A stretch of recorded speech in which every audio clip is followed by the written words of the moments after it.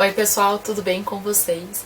Bom, vocês já viram pelo título, hoje a gente vai conversar um pouquinho sobre Floresta Escura, da Nicole Krauss. A Nicole Krauss é uma escritora norte-americana que nasceu em Nova York em 1974, aqui tá a carinha dela.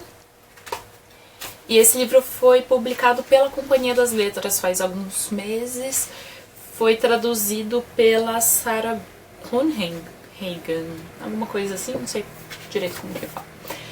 E eu já tenho meio que uma historinha, assim, com a Nicole Krauss. Eu li A Memória das Nossas Memórias, que é um outro livro dela. Eu acho que ela não é uma escritora muito prolífica. Por favor, me corrijam se eu estiver errada. Eu acho que ela tem 3 romances publicados. Mas eu li, então, A Memória das Nossas Memórias em 2012. Foi o primeiro livro que eu resenhei para o Jornal Rascunho. Vou deixar o link para a resenha ali embaixo.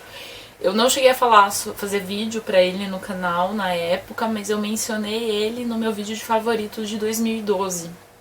Ele me marcou muito na época. Eu não lembro mínimos detalhes sobre ele mais, assim. Eu lembro que a construção de personagens múltiplos e as imagens que ela fazia eram muito fortes pra mim, assim. E quando a companhia, então, divulgou o lançamento desse livro, eu fiquei assim imediatamente muito curiosa, porque é uma escritora que eu quero continuar lendo. Eu não li ainda o História de Amor, História do Amor.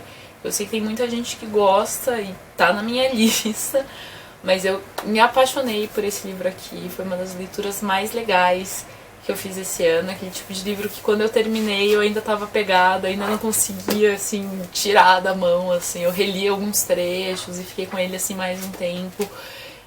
De novo, assim, foi um romance que mexeu muito comigo. Eu acho que é uma escritora que eu gosto bastante, assim, estou chegando a essa conclusão.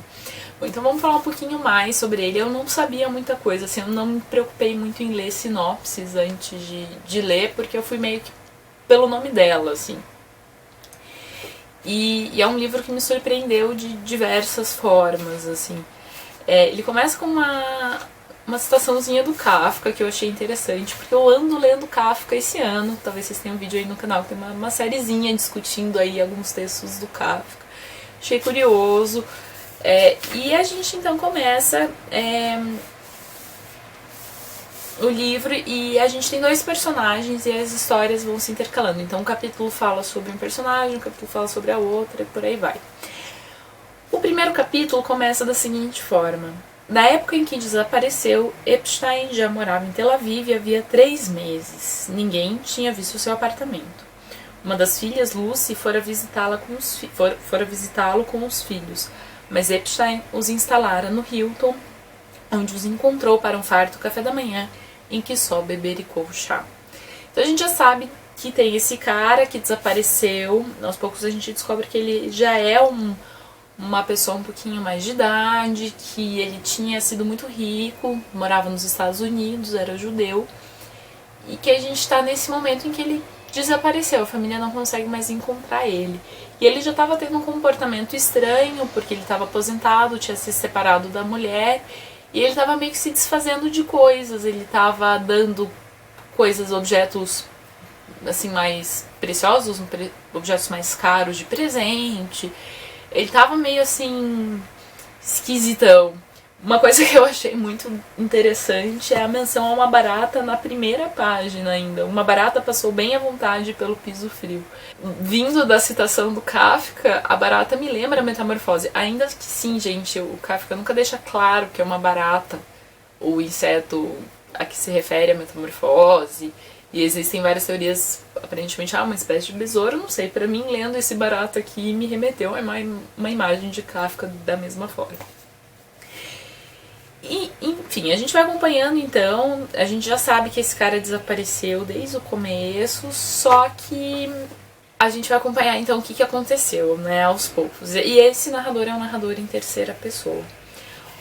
A outra personagem, então, no capítulo seguinte, é uma narração em primeira pessoa, e ela é uma personagem mais jovem, também de ascendência judia, que também mora nos Estados Unidos, que é uma escritora, e ela tá passando por uma espécie de crise, tanto em relação à escrita, ela tá tendo dificuldade de pensar no próximo romance, tanto com o casamento. Ela anda questionando o casamento dela. Ela tem 2 filhos também. E ela tá bugando, assim, tá, sei lá, noiando com algumas... se fixando, essa é a palavra que eu queria. Ela tá se fixando em algumas palavras, alguns temas, algumas imagens, algumas ideias específicas. O capítulo dela começa assim: minha ideia de estar em 2 lugares ao mesmo tempo já é antiga. Devo dizer que é tão antiga quanto posso me lembrar, pois uma de minhas primeiras lembranças era estar assistindo a um programa infantil na TV, de repente me ver na pequena plateia do estúdio.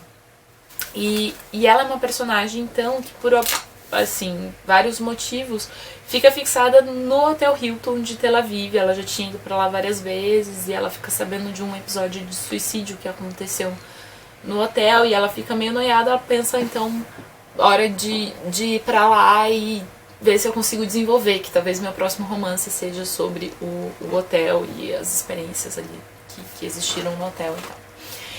E é muito curioso, porque Tel Aviv é uma cidade que eu tenho muita vontade de conhecer, então esses 2 personagens vão pra lá. Eles não chegam a se cruzar, assim, não é aqueles romances de personagens que começam de lugares diferentes e se juntam, não é muito sobre isso. Ela vai ter seus ápices e vai ter seus questionamentos deles em paralelo, mas não é bem esse tipo de romance, assim. A gente tem até algumas fotinhos, assim, do hotel. Eu achei isso muito legal, assim, essa imagem. Até porque a construção, a imagem é um tanto importante para a narrativa, e eu achei legal.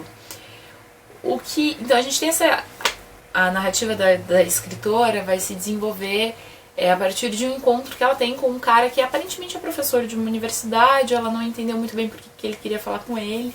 Ela era uma escritora relativamente lida pelo pessoal de Israel, e ele larga uma proposta muito louca pra ela.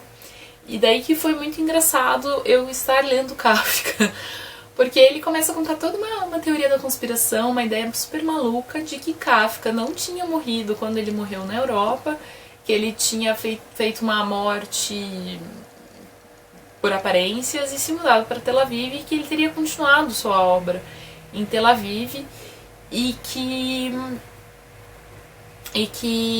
alguém precisava lidar com isso e terminar essas obras e publicar essas obras de um Kafka mais judeu, um Kafka que seria uma voz do judaísmo, e ele queria a ajuda dela como autora para fazer isso. Nessa parte eu assumo que eu fiquei um pouco assustada, fiquei assim um pouco... O que ela tá fazendo? Assim, eu fiquei um pouco insegura, eu assumo completamente, porque eu achei pirado demais, assim. E eu gostei muito do desenvolvimento que ela deu, então esse medo, assim, foi bem fundado e foi muito legal, então, ver essa coisa da narrativa. Eu não... acho que eu não vou contar, eu acho que seria spoiler demais falar o final desse desdobramento, mas... eu achei que ela fez de uma maneira muito, mas muito cuidadosa, interessante e tal. E eu gostei muito. Eu acho que uma coisa que é o que me atrai muito pra literatura dela, além daquela coisa pessoal da gente se identificar com certos questionamentos e dramas dos personagens, porque eu acho que isso é uma das coisas que mais provocam, né, essa coisa do gostar ou não gostar. Eu acho que é muito sobre essa empatia que a gente consegue sentir, essa coisa que às vezes fala com coisas que estão acontecendo com a gente também e tal.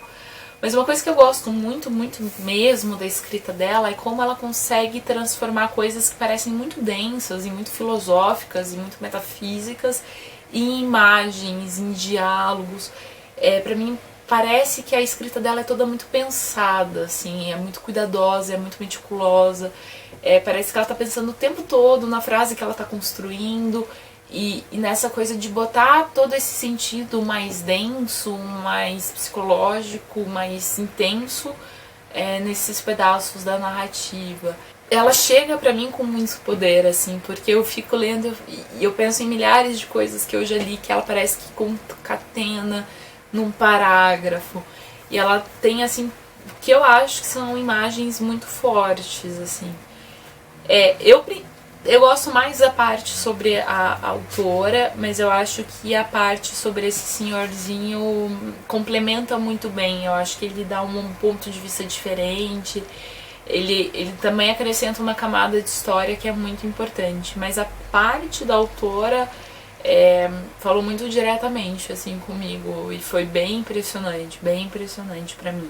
E eu digo isso numa questão bastante individual mesmo, assim, de preocupações muito parecidas com coisas que eu tô pensando e tal.